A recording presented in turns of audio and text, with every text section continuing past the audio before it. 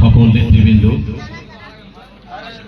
ছাত্রদল, যুবদল, স্বেচ্ছাসেবক দল ও অন্যান্য অঙ্গ সংগঠনের সকল নেতৃবৃন্দ, সবাইকে জানাই আমার সালাম। আসসালামু আলাইকুম।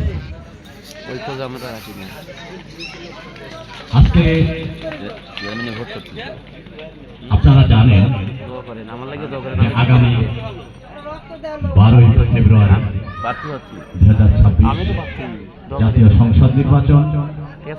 এই নির্বাচনে আমাদের ঐক্যবদ্ধ হতে হবে।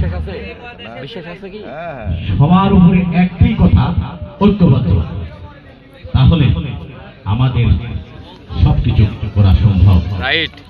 আপনারা জানেন একটি মহল, ওনারা মনে হচ্ছে যে ক্ষমতা চলে গেছেন, সরকারও গঠন করে ফেলেছেন, কিন্তু সেই গড়ে বালি। আপনারা এই এলাকায়